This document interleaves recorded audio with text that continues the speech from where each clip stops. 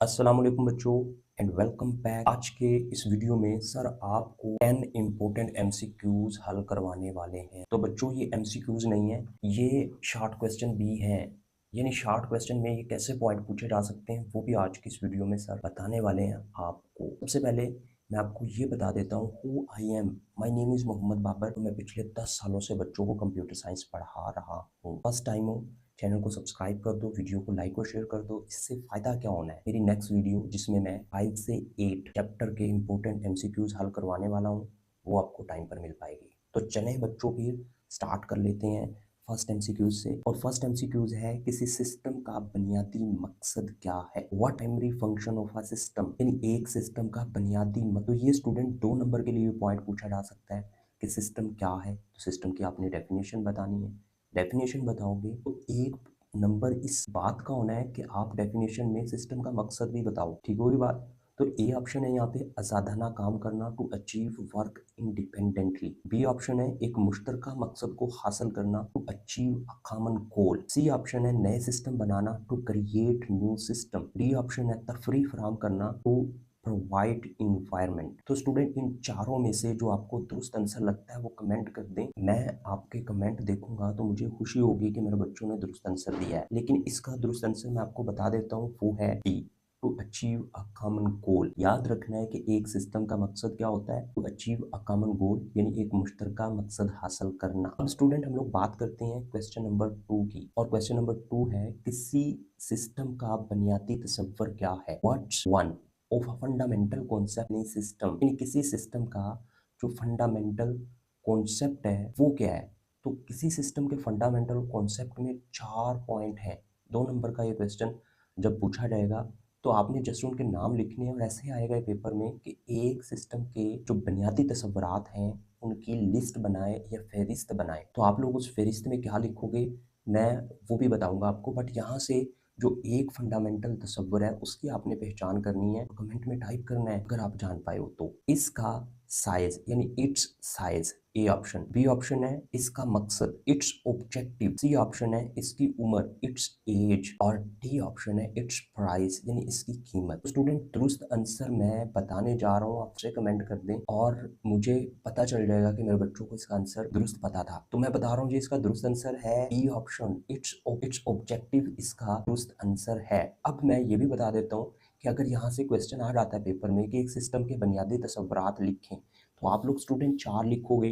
Number 1 objective, number 2 communication, number 3 component और number 4 environment. अब student बात कर लेते हैं क्वेश्चन नंबर 3 की। सादा सिस्टम की मिसाल क्या है, यानी what's an example of a system. एक सादा सिस्टम की मिसाल, ये यहाँ पे 4 सिस्टम जो है ना वो दिए गए हैं, बट 3 कम्प्लेक्स हैं, एक सादा है। तो आपने सादा बताना है। A human body, a computer network. दोनों कम्प्लेक्स सिस्टम है क्योंकि ये ह्यूमन बॉडी भी अ कंप्यूटर नेटवर्क भी कलेक्शन ऑफ सिस्टम्स हैं ये। टेम्परेचर, अब इन दोनों में से आप फटाफट से बता दो क्या दुरुस्त आंसर बन रहा है। तो स्टूडेंट इसका दुरुस्त आंसर मैं बताने जा रहा हूँ, पुट मुझसे पहले आप लोग टाइप कर दो यार। तो इसका दुरुस्त आंसर बन रहा है आ थर्मोस्टेट रेगुलेटिंग टेम्परेचर। नोट कर लें ये एक सादा सिस्टम है। इंटरनेट भी कम्प्लेक्स सिस्टम है क्योंकि ये नेटवर्क ऑफ नेटवर्क्स है। अब स्टूडेंट हम लोग बात करते हैं क्वेश्चन नंबर 4 की।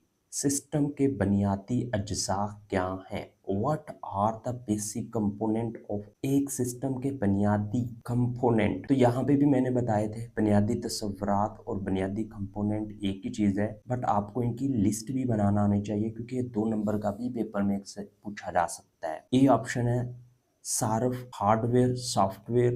बी ऑप्शन है यहाँ पे ऑब्जेक्टिव कंपोनेंट इन्वायरमेंट कम्युनिकेशन। और सी ऑप्शन है इनपुट आउटपुट अमल। और डी ऑप्शन है सेंसर एक्यूटर कंट्रोलर्स। तो स्टूडेंट क्या आप इसका दुरुस्त आंसर सोच पाए हो। तो यहाँ पे जो दुरुस्त आंसर है इसका वो बन रहा है बी ऑप्शन, यानी ऑब्जेक्टिव कंपोनेंट इन्वायरमेंट कम्युनिकेशन। अब देखें 2 बार ये पूछा गया पेपर में, ठीक है। तो इम्पोर्टेंट है ये 2 नंबर का। अब student very very important question है जो कि 2 नंबर का भी पेपर में आता है अक्सर, ये पुरानी बुक में भी था। आस्की का क्या मतलब है? आस्की का क्या मतलब है? What does ASCII stand for? तो स्टूडेंट आपको पता होना चाहिए ए शॉर्ट फॉर्म किसकी है, यहाँ पे एस किसकी है, सी का क्या मतलब है, आई एंड आई का क्या मतलब है। तो ए ऑप्शन है American standard code for information interchange, B option है advance standard code for information interchange और डी ऑप्शन है American standard communication for information interchange और डी ऑप्शन है advance standard communication for information interchange. A का मतलब होता है American, S का मतलब होता है स्टैंडर्ड, सी का मतलब होता है कोड और आई का मतलब होता है इंफॉर्मेशन और लास्ट आई का मतलब है इंटरचेंज। तो यहाँ पे जो ए ऑप्शन है वो इसके लिए दुरुस्त है। इनमें से कौन सा आस्की पर यूनिकोड का कलीदी फायदा है, यानी आस्की पर जो यूनिकोड है ना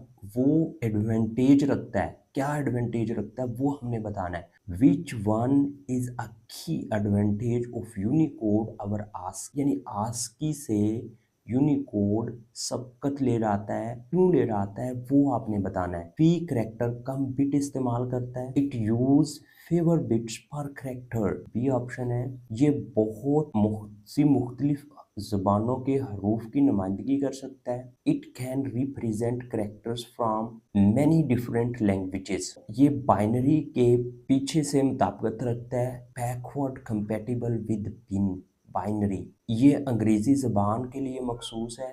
it's specific to English language.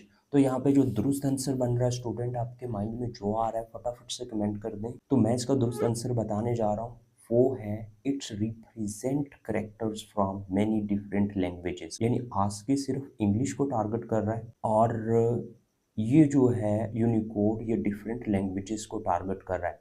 अब यहाँ से जो 2 नंबर का क्वेश्चन सेट होता है वो ये होता है कि आस्की इनकोडिंग स्कीम का मकसद क्या है। तो आस्की इनकोडिंग स्कीम का मकसद आपने याद रखना है स्टूडेंट, जो टेक्स्ट होता है अंग्रेजी का टेक्स्ट उसको बाइनरी कोड में बदलना। और यूनिकोड का क्या मकसद होता है, ये मुख्तलिफ ज़बानों के जो करेक्टर्स हैं यानी जो लेटर्स हैं उनको बाइनरी में तब्दील करता है।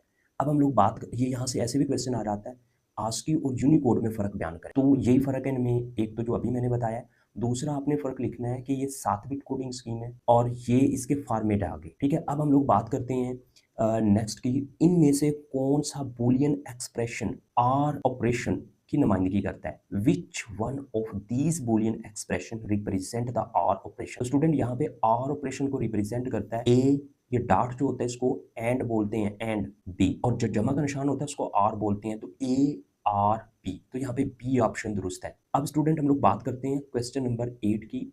Boolean expression A and 0 is equal to 0 का मतरादफ है, यानी यहाँ पे मतरादफ का मतलब है इसका उल्ट। What's the dual of the Boolean expression A and 0 is equal to 0। जब मतरादफ बनाना होता है बूलियन एक्सप्रेशन में, तो उस वक्त जो जीरोस होते हैं उनको 1 बदल दिया जाता है, तब्दील कर दिया जाता है, और जो ऑपरेशन हो रहा होता है उसके उल्ट आउटपुट देने वाले ऑपरेशन से चेंज किया जाता है।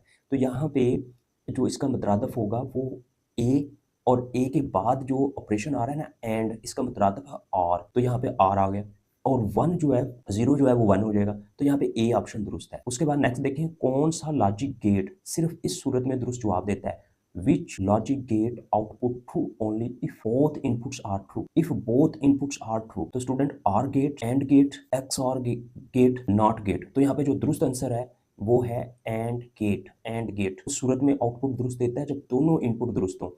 लास्ट क्वेश्चन है सिस्टम की देखभाल के लिए मौसर मसाइल हल करने की अहमियत क्यों है। Why the effective troubleshooting important for maintaining system, ये मरम्मत पर पैसे बचाने में मदद करता है। It's help save money on repairs, ये पेशावार मदद की ज़रूरत को रोकता है। It's prevent the need for professional help, ये सिस्टम की हमवार और मौसर कारकर्दगी को यकीनी बनाता है। It's ensure system operate smoothly and actively, ये ज़्यादातर बाकायदा सिस्टम ताज़ा गाड़ियों की इजाज़त देता है। It's allow for more frequent system update. तो यहाँ पे जो स्टूडेंट 8 का दुरुस्त आंसर बन रहा है ना वो बन रहा है it ensure system operate smoothly and effectively, यानी सी ऑप्शन बन रही है। आई होप आप लोगों को ये 10 एमसीक्यूज तैयार हो चुके होंगे और आपको 7 मुख्तसर क्वेश्चन भी तैयार हो चुके होंगे। तो मिलते हैं नेक्स्ट वीडियो में, अपना ढेर सारा ख्याल रखिएगा। ओके दोस्तों, अल्लाह हाफिज़।